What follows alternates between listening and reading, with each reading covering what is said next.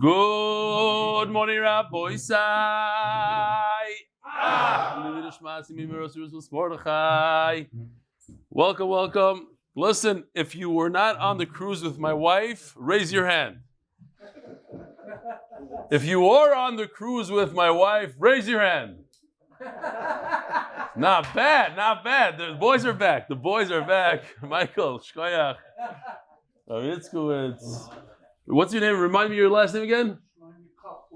Reb Shleimah Koppel was on the cruise. Lahel was on the cruise. All right. A guy stopped me. Ravi. Huh? First video, my brother watches him, and we agreed alternate. So. Oh, you mean that's why? Okay. No complaints. But at least my wife thought you were watching me. That's the ikir.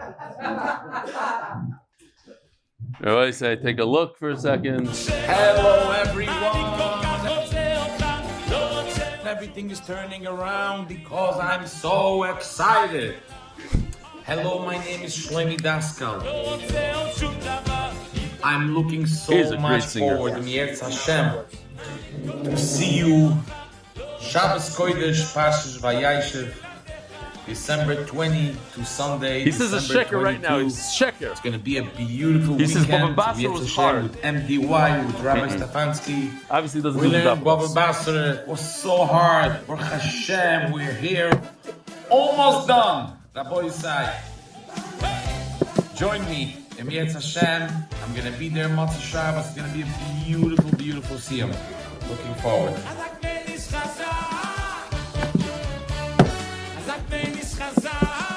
It's gone. Out, cold. Oh. Whew. Came back. We show this picture once a year. Very nice.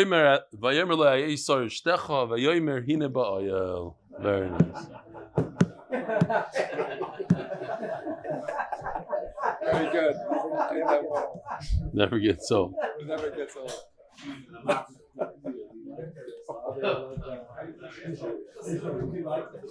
I recently joined the shir in Kiddushin.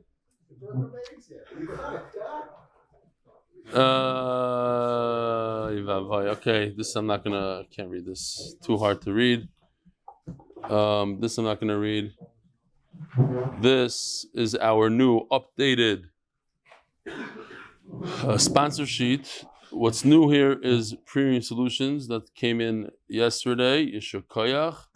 The day before we had, what's his name again from Beitar? Simon. Did I show the new and updated Kitzer? It's in there. Adar Global, Yeshua Koyach to Rabbi Simon.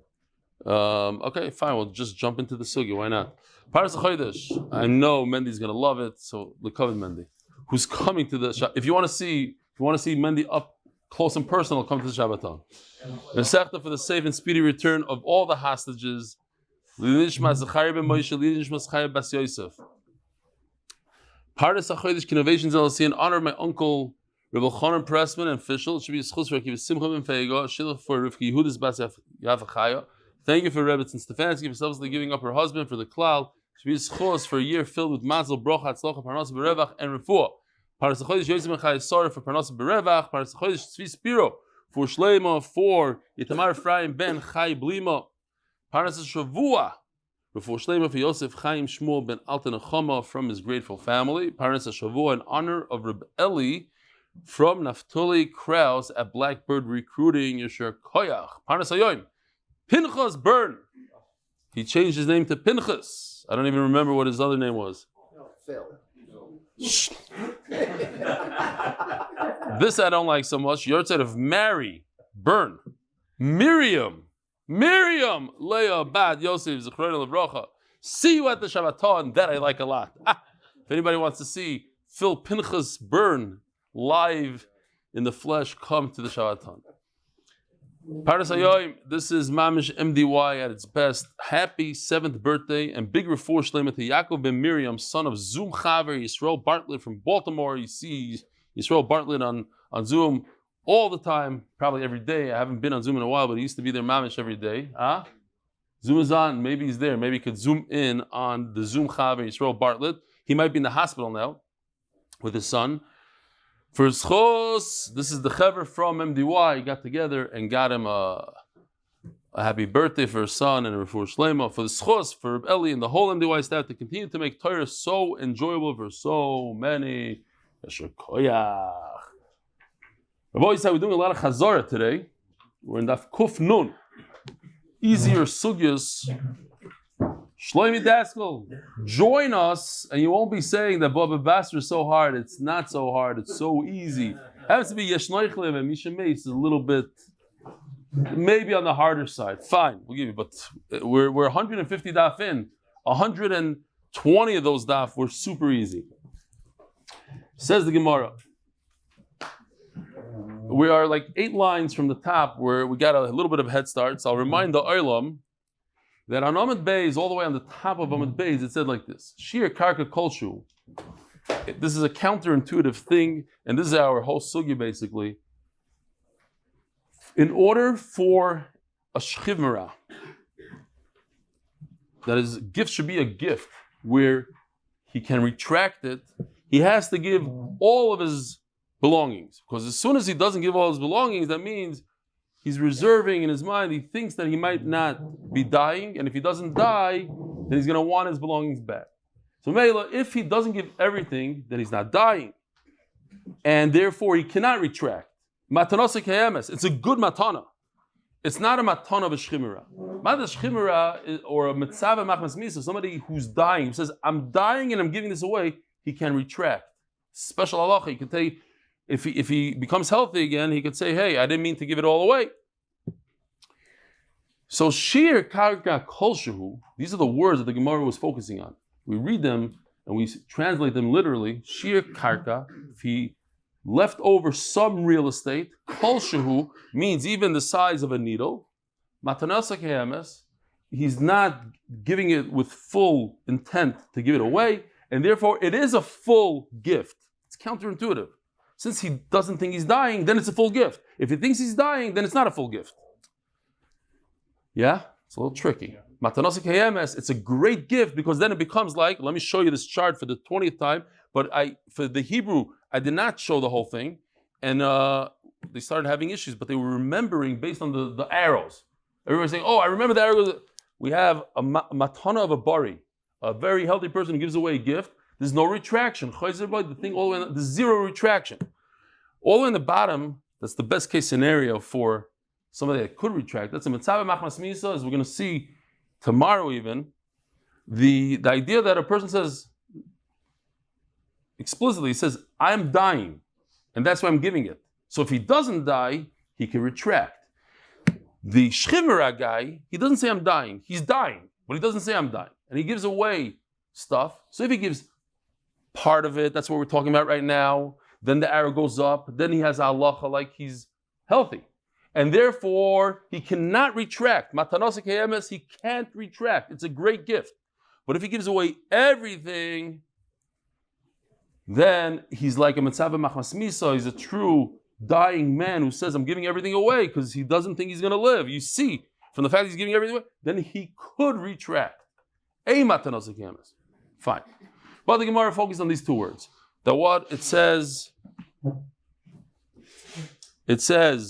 shir karka, and then we said it doesn't mean karka, it can mean anything. It can mean you left a car over metalton, and then it says kolshu. Kolshu does not mean a needle, it means enough for him to have parnassa. Only $3 million worth of real estate.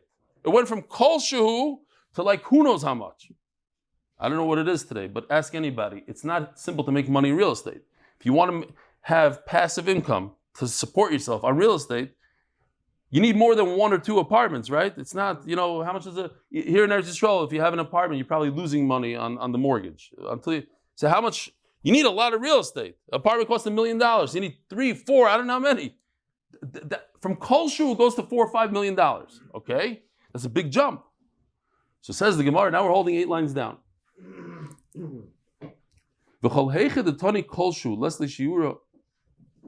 Now we're doing chazara. Not every sugya here, but there's going to be a lot of stuff that we saw yesterday, the day before, throughout the Masechta. A very easier daf. Where it says kolshu, leslie shiura means unlimited. Monopras. It's not on the tzad that it means a lot. It's on the tzad that it means much. Right, because this is going to be a question. You're going to see that it means a lot. No, we're showing that it means a lot. You're saying that it means a little. Yeah, right. No, because so let me explain. We had a question. Let's just one little thing.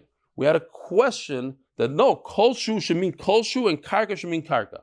So now the Gemara is going on that man the Omar. Who was it? Abaya? Omar Abaya karka dafka. No, he's asking. So Rabbi Yosef. Abaya was asking Rabbi Yosef. He understood it literally, and he's going to prove that it's not literally. Why? Because there's a concept called Reishis Hagez. So let me show you Reishis Hagez for a second. First of all, it says in the pasuk, Reishis the gon chatirosh chavitzarecha. Your first wine, oil, Vereishis gaze, and the first time you shear your animal, your sheep, so you have to give to the kohen. It's one of the 24 matnes kuhuna that you give to the kohen. It applies even in chutz laaretz. Here, I love when the Yerushalmis, when they do something, let's say, I don't know, they do a chumah, they make a giant sign. First thing is they know how to do it. They make a giant sign. That makes the maimed. Then you know this is choshev. It doesn't matter what. A halakha, a 7th birthday, whatever it is, they make a sign. Here it goes. They're great at signs. Love those signs. At the chassan, they give you a sign as a gift.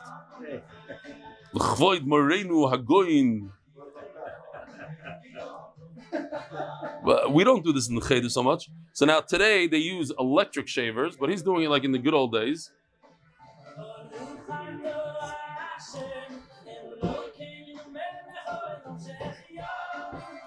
Don't worry, they got that American fryer, as they call him here in Israel, to donate the whole thing. Hold on a second.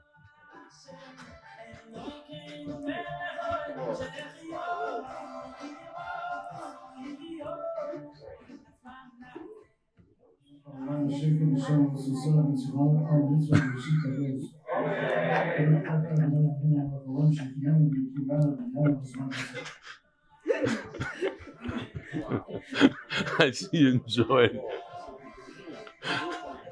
They know what they're doing. They made $100,000 profit on that thing. Huh? Yeah, exactly. The guy who davens Meyer at the Sima shots. Great. This is very nice. He's showing the kids how do you make what you do with it. It's unbelievable that they figured out that they could they take from the sheep and they make some of the best fabrics. The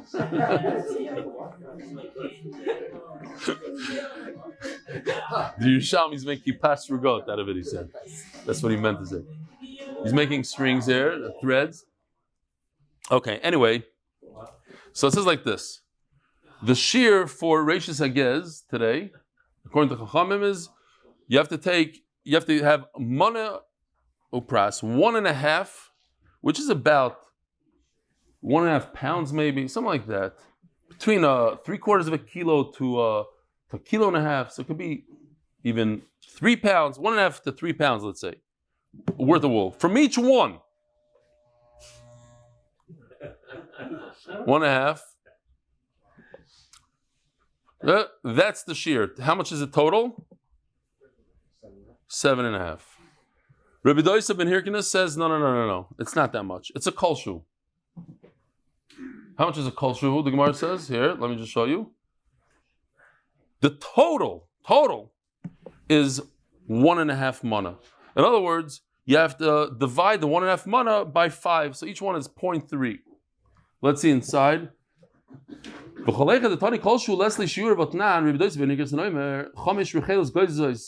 Monopras, 1.5 each. It comes out 25 ounces per each one. Let's call it 1.5 pounds, 3 pounds, whatever it is, something there.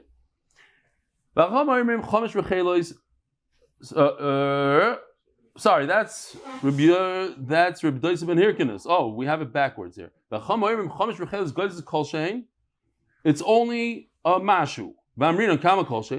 Omarav monopras it's 1.5 mana together. You divided from each one, gives a fifth. Let me just see. Yeah, so Gary, I don't know if you could do this, but the shita is reversed. It says Chachamim, it should say Rabbi Yosef ben Hirkinus, where it says Chachamim, and where it says Rabbi Yosef ben Hirkinus, it should be Chachamim. Okay. I didn't pick up on that last night. My bad. But the problem is, it says kolshu. And it went from kolshu to 1.5 pounds. The Gemara is calling this whole thing right over here, it's 1.5 mana, a kolshu. So you see, kolshu is not a kolshu. Kolshu is much more. Like, so it makes sense with our sugya. It says kolshu, karka kolshu. It really means $4 million worth of karka that you could have parnassa. Says Gemara, Hassan, bedinu deloy listening kolshu. You're right. Kolshu is the wrong wording. It should really say 1.5 mana. I don't know. I have that personality. When people say like something that I'm not very happy about, I usually hit them with the exact opposite, even though I don't really believe it. You know, he'll say it's 1 million. I say it's 0. I don't know. I know it's not 0, but like I exaggerate the other side. I want to like really get them going. You know, that's what he's saying. They went for a crit. Rebbitzen Stefansky went for 7.5. No, it's not 7.5. It's nothing. Nothing. Not nothing. 1.5. But just to say that you're really off. You're 7 times or whatever it is more than what we really need. You exaggerated in your shares. So they came back to him and they said, no, it's a kolshu. They didn't mean literally one hair, one piece of wool. They meant, by the way, Rav Zilshan has a shaila, and I was talking about Avi and Dani last night. We were talking about the Americans that love to go biking. If you go out there, you see sometimes just a mound of hair. No, you've ever seen it? They share the hair. They're shaking their heads. Yes, they share the wool and they drop it. Why? Because it's worthless. It's worthless. How much? What is a little bit of wool worth today? If you have massive quantities, great. But today, until you make it into fabric, the whole fabric only costs a few pennies, something like this. So if it has 0 shavius, it doesn't have value, then why do you have to give it to the kain? You don't have to give something valueless to a kain. Here, by the way, I thought this is super interesting. 230 years ago, or whatever it is, 200 years ago plus, New Zealand had 0 sheep. Here it is. In 1797, Britain sent 13 sheep to Australia, 13 sheep. Marking the beginning of what would become the world's largest. And with over 78 million sheep in Australia, they require 350 million kilograms of wool to be sheared each year. It is a long and delicate process that starts with the production of the raw material, which involves breeding and managing the sheep livestock. The process of obtaining sheep's wool continues with shearing the sheep. Often it is the same shepherd who takes care of this task on the farms, where a team of experts is usually dedicated to this work. It is crucial to have knowledge and mastery of the technique to perform the job efficiently and quickly without harming the animal. When all the wool is removed from the sheep's body, a physiological response is activated, increasing their heat production, and the sheep begin to consume more food.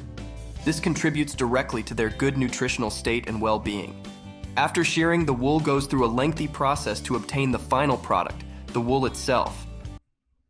It's a whole long thing, but 78 million from 13 in 200 years. Right. Yeah, 4. Is that true? 78 divided by 4 is, let's say, 20. There's 20 million people in New Zealand? I don't even know if there's 20 million people in New Zealand.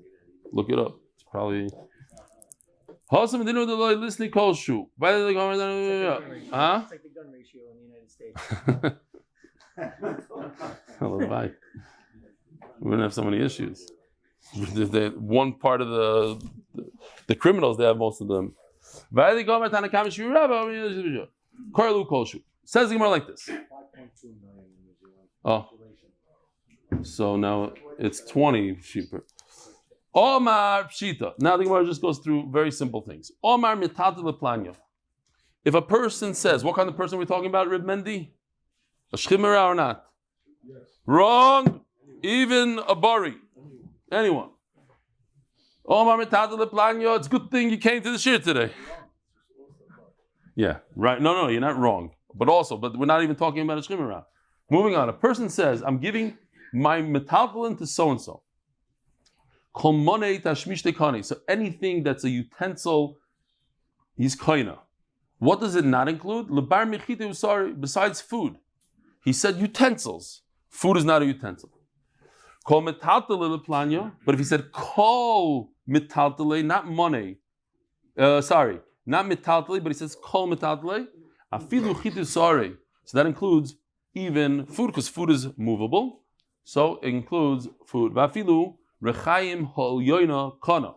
Even the upper part of the millstone. So this is what we typically see as a millstone. There's the upper and the lower. The upper one is lighter, obviously. Here's a little bit of here's the video. Watch this. Here's the bottom part, and here is the top part. That top part is also included in this in metaltalin. Why? Because sometimes you can move it. You saw? He just moved it. I guess he moved the bottom part also. It's a lot heavier. This is a millstone, and eventually, if you look close, you'll see white flour here. It's coming out now. The flour is coming out into the bucket. Great. The does not include the bottom part of the millstone, which is heavier and very rarely is it moved out of its place. Called the metaltal, if he says anything that moves, not metaltal, anything that moves without a yud.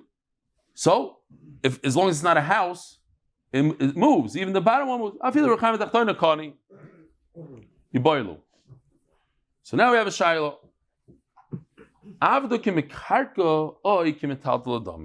Very simple shayla, actually. Again, telling you, this is a easier sugya today, bar. Where's that pasuk I'm looking for? Oh, okay, we don't have the pasuk yet. We said yesterday that there's a hekesh between you have a hekesh between a slave and a karka. So that's obvious that a slave is like karka. There's no question that a slave is karka when it comes to purchasing a slave. How do you purchase a slave? Kesef shtar chazaka. Do you swear on a slave? No. Why? Because a slave is like karka. So then what's the Gemara's question? The Gemara's question is, do people consider a slave metalton? How do we view a slave? Forget the Torah and the halacha. Halacha is, but when I talk to you and I say I'm giving you all my metalton, let's say, does that include a slave or not? What did I think in my mind? I'm not going into Shulchan Aruch now. I'm just, how do we speak in the street? Lishna b'nei Adam, says the Rashbam. Amarlei Ravacha Berei Ravavi Ravashi Toshma. I'll prove it to you. And this is a sugi we also had. Le'el Daf Samach Ches Amud Aleph. Hamoicher Siyir. Mochar Botim Shichun Marshim Echotzois. I'll remind you. Today's Mishnah Yomi. By the way, Nachum Stefansky sent me an email. So I want to read his email because I thought it's part of the sugya. It's very interesting. Similar to holding back one piece of karka changes the entire thing. It's like the federal judge who issues a sentence of 11 months and 29 days. A sentence of a year allows for 54 days early release, but that's only if you have the year. Otherwise, it's 100%. So someone sentenced to 11 months and 29 days will sit for the full amount. But 1 year, just over one more day of the sentence, will end up sitting for a bit over 10 months. By giving him a lesser sentence, he gives him much more. Interesting. Just thought it's interesting. So if you remember, this whole city is for sale. This city is for sale. The whole town is for sale. This guy found the city. At the edge of Adams County. Only in America you have these kinds of things. Also in South Africa. Miss it. We got a little traffic today. Just down the road on Highway 36 sits one of the most interesting pieces of property in all of Byers. Let's call it a ghost town. James Johnson sure does. There's something special here, yes. There definitely is. Technically, what it is a 5-acre fenced-in piece of property, complete with its own service station, restaurant, 8-room motel, and 2 homes. Great condition, Rabbi, great condition. These are the properties that they sell you in Eretz Yisrael. So, buy a property in America. Be out driving one day, 10, 15 years later, and it was for sale, and I bought it. Now Johnson says he's ready to sell. I wonder His why. heart is no longer in it, and he wants to travel. Even has a he gas posted station. this ad selling it on Craigslist, and the interest has been, well, incredible. And it's taken off. I've gotten calls coast to coast, New Zealand now. It's just... Rabbi it's said going calls doesn't crazy. translate to sales of real estate. Calls are nothing. Bezer Hashem will sell. Okay. Hopefully not to the Chaver here in Eretz Yisrael. Says the Gemara. It says, when you sell a whole city, you say, I'm selling you the city. You sold the houses. This guy who's selling, right? What's included in the sale? The houses, we have all of it here. This is the Shichnu Ma'aros. The Merchat is a Shiach, it's that shape. Ma'ara is this shape. Merchatz, in those days they used to heat it from the bottom. Beis Habad, or this, here we go. In our days, crush those olives like that, and out comes oil. Beis Habadim and Beis Hashlachim includes the fields. It doesn't include the kids' bikes. But if he says, I'm selling everything that's within it, even the animals, the livestock, and the slaves, it's also. This makes sense if you hold that a slave is considered metaltal in Lishna b'nei Adam, how people speak. That's why when he says, I'm selling you the city, it does not include slaves. But if a slave is considered real estate, when people speak, so when I sold you the real estate of the city, how come it doesn't include the slaves of the city? They are real estate. So when you tell me that a slave is considered movable objects, so mayafilu, it includes even the bikes, even pens, even cereal, and even slaves. Yeah, of course, it's a metaltalin, so it includes everything. So why do you want to differentiate and say no? It's not really like a bike. It's very different when you have a movable object that actually moves himself and he can move himself right out of the city. So maybe that's not included. Oh, so if you're already telling me this distinction, so then you could even say that a slave has halacha like real estate in terms of lishna v'nei. This is what people speak about.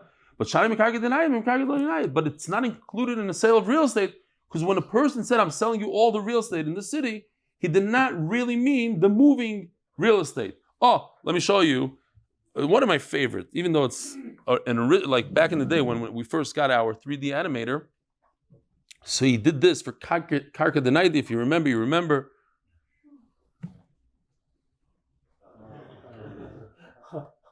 I thought it was cool.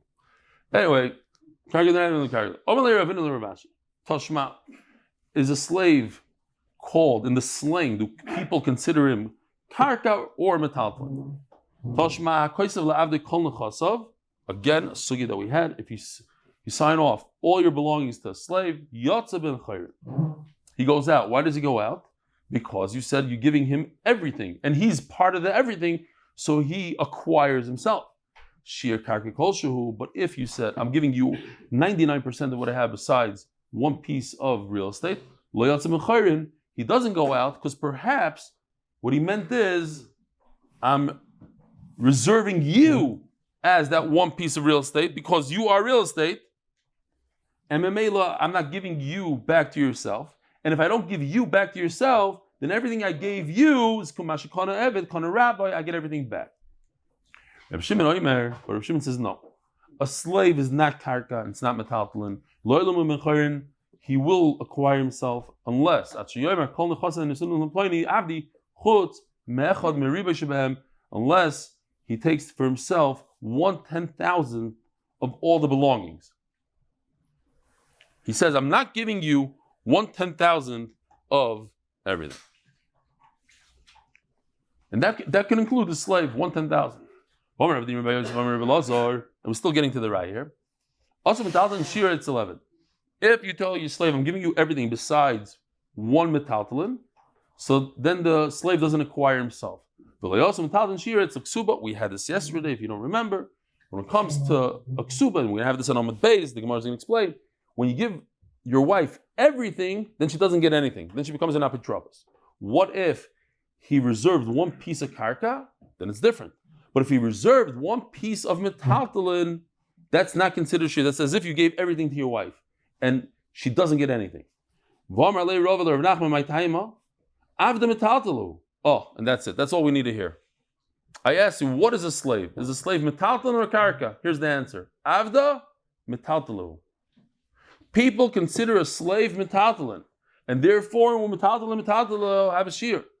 So since a slave is metaltalin, and I reserved for myself the master, I reserved one piece of metaltalin. So what I meant in my mind is, I'm reserving the slave for myself. I'm keeping the slave, and therefore he doesn't go out to freedom. But when it comes to a woman, she only goes and she collects from real estate. And real estate is real estate, and movable objects are movable objects. And just because you reserve one movable object for yourself, it doesn't mean that, that she is. So basically, you gave her everything, even though you reserved some metaltalin.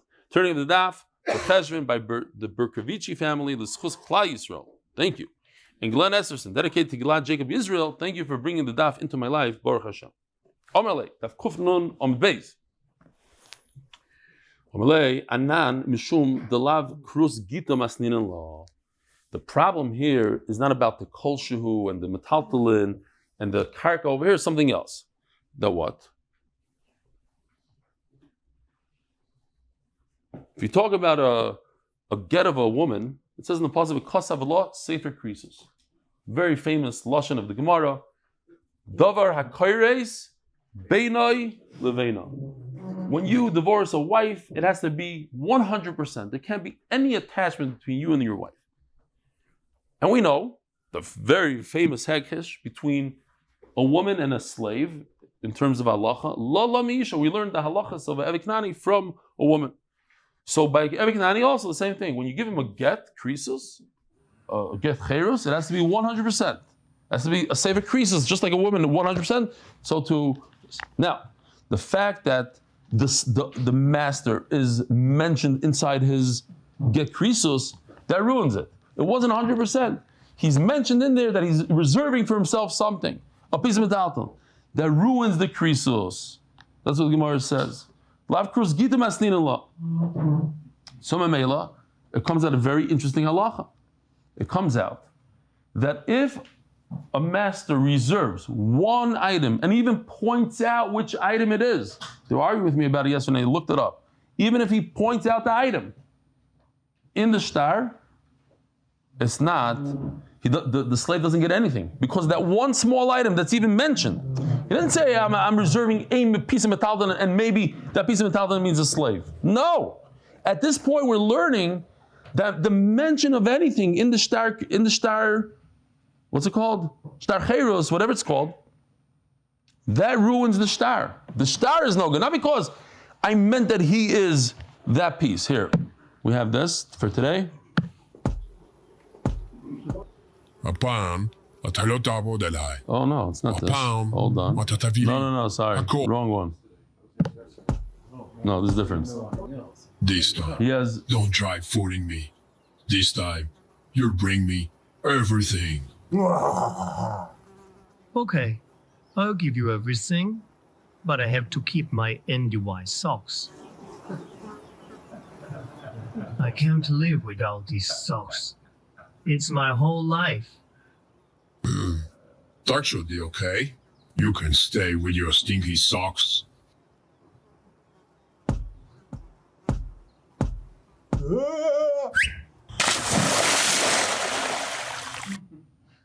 So the kids are, if you know the halacha, you learn Gemara, you know that even if you mention the item, see you looking around to see what the reaction is.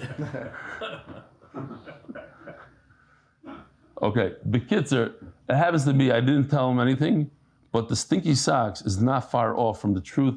I have a kid, I'm not going to say which one, he's not married, and he's not, he between switching the socks, it could go a few weeks, he loves those empty white socks, I'm serious. Now, it could be he wears a new pair every day, I'm not sure. I don't think so, I don't know. Some people have a thing with empty white socks. He was mechaber. I didn't tell him to do that, but beseder. The point has to be clear. Mamish big argument. What? They are comfortable socks. They are. I heard about that. I never wore them, even once. Not even once. I should. This Shabbos West. By the way, you were in front of my house last night. You saw two guys. Did you see like two guys pulled up with a car? They were still arguing with me about this point. They were furious about this point. They held that they were right. They said, look, it says in the Rashbam, if you point out the item, then it doesn't, it's not a thing. But over here it is. Because over here it's not about making the slave a sock. We're not saying that the slave is the sock. We're saying because there's a sock, then it ruins the shtar. It's a different nikuda. It's not a krisos. They thought that it's a shiur. That you're reserving something, and that usually when you reserve something, let's say you're reserving a piece of karka, in your mind you meant the karka is the slave. You reserved the piece of metaltalin, you didn't tell him which metaltalin. He is metaltalin. But if you say what it is, it ruins it. They're right, but not in this point. They drove back with the car. They made a U-turn and they couldn't. I told them it's good for you. I want you to be upset about it and think about it and learning, and then come back to me tomorrow. Says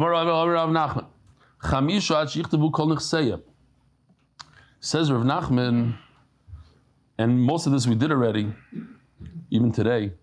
There are 5 that in order for the gift to be a gift, you have to give all of it. In order for it to take place. What happened? Ve'elohem shchimera.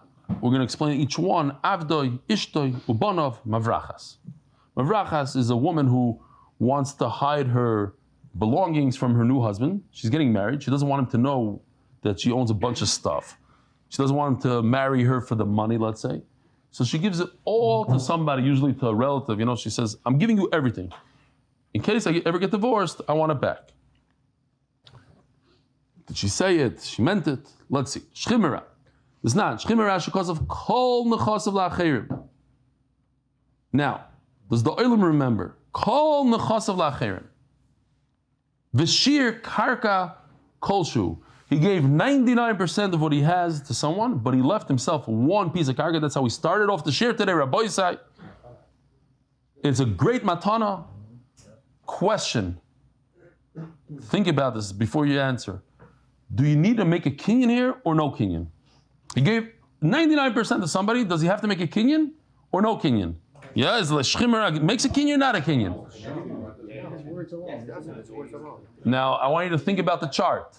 The chart. There's an arrow going this way, arrow going this way. Remember the chart. If you think about the chart.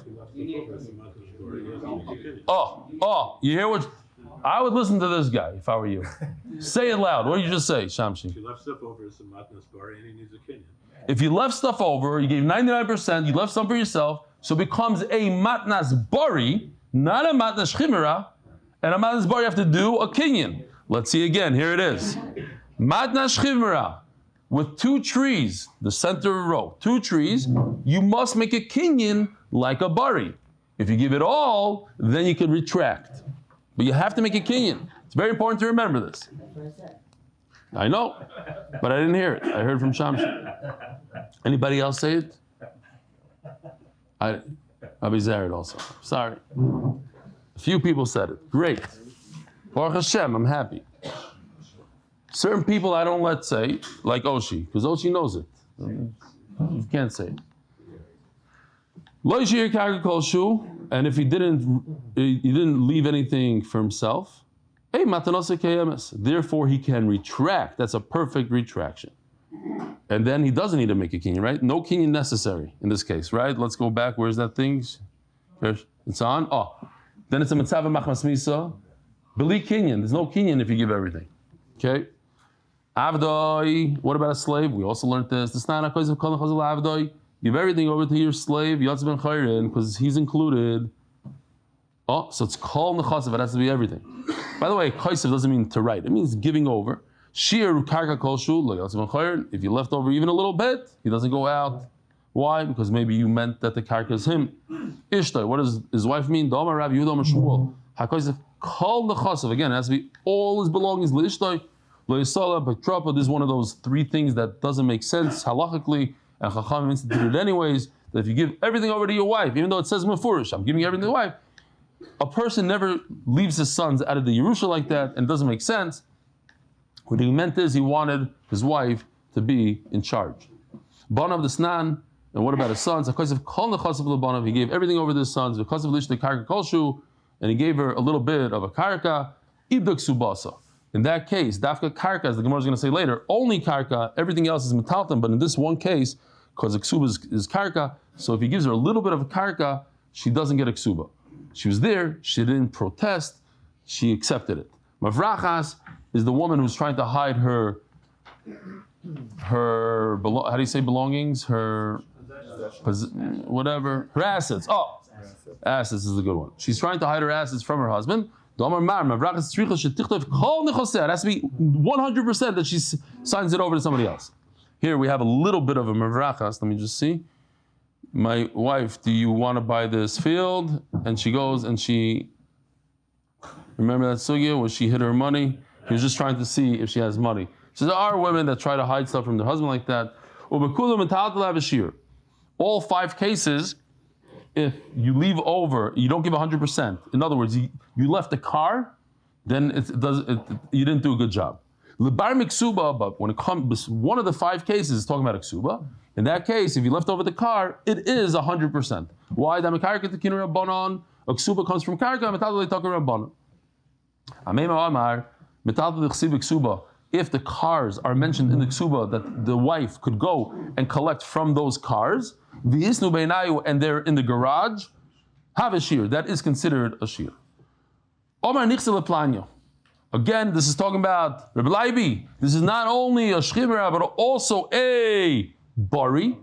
A person says, I want to give my nechasim. So this is a sugya we're going to go into tomorrow, not a sugya. One of the easiest sugyas in Shas. What does nechasim mean? Nechasim, assets. We'll call them assets. I don't know if maybe there's a better word. What does the Archie call them? Possessions. What is a possession? Let me ask you. Is cash a possession? Yes. Yeah. Yes. Is a slave a possession? Yes. Is karka a possession? Yes. Is a sefer Torah a possession? Teiku, says Levi. Okay, so we can go through all these things. And each one's going to be a one-liner. We're going to see the word nechasim associated with that object. Avda ikri nichse. Yeah, a slave is called a possession. This not. How do I know this? It says in the Mishnah, kol nechasav le'avdoi. If you write all your belongings, all your possessions to your slave, he's included in the possession. So you see Mefurish in the Mishnah that nechasav is a slave. That's why he goes out free. Ara ikri nichse. Real estate is called a possession. This not nechasim. Here it says Mefurish. The word nechasim. Sheyesh lemachrayis is the famous. It has guarantee on a loan, so it's called. That's how you call real estate in the Gemara language. That is real estate. How do you purchase it? Anyways, it calls real estate nechasim. Glima, what about a suit? Clothing. It's called nechasim. It's not. V'shein lemachrayis, nechasim sheyesh lemachrayis, and nechasim she'ein lemachrayis. They don't have a guarantee. It's not. V'shein lemachrayis, which means nechasim, they don't have nechrayis, which is talking about like a suit. Nickname nechasim sheyesh lemachrayis because of shtar chazaka. The Rav Papa, super interesting. This story is brought down in Baba Kama, in Baba Metzia, and in Bava Basra, in addition to this Bava Basra right over here. This story, you're going to hear it, you're going to remember it. I realized that it's funny because yesterday we had a story that Rabba was holding on to Isik Giyar's 12,000 zuz. Here's another story of 12,000 zuz. And the money was in a different city called Chayzai. So the problem was, Rav Papa was concerned that Rav Shmuel Barach is going to knock on the door and say, please, I'm a shliach of Rav Papa, give me the 12,000. They're not going to give it to him. Why? Because if something happens to it, it's the mafkids, or what do you call him, the person, the bank, the guy that borrowed the money, whoever it is, it's his responsibility until it gets to Rav Papa's hands. So Rav Papa wanted to avoid that. So Rav Papa said, tell the guy, it's your money. How does it become your money? You remember this thing? It says on the door here, Moran Hagoyin Rav Papa. This is Rav Papa's house. He gave over the stoop to his shliach, Rav Shmuel, and because he acquired that staircase, that piece of real estate, then you could acquire anything in the world, any place, including money in somebody else's house. That's called kinyan agav. And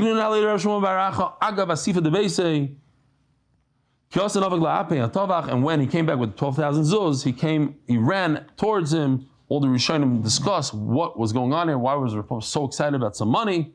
There's literally 5 different pshatim. Shtareh ikri nichsei. A shtar is considered a possession. We're going to go into 4 lines of a rai just to show that it's called possession. There's 2 types of shtars. Two parts here. You see this field? I want you to acquire it for Reuven. How? Do a chazaka. Give me money, but acquire it from him. In addition to that, I want you to write down a document saying that I gave him a gift. What's this document? It's not to acquire through this document, it's to prove. It's just a raya for later on, later generations. They went ahead, they did a chazaka. They took a shovel and they made 3 holes in the karka. So it became Reuven's. And then he says, stop, no shtar. We listen or we don't listen? We listen to him. There's no shtar, but it's too late. The guy already acquired the property. So he won't have a great raya.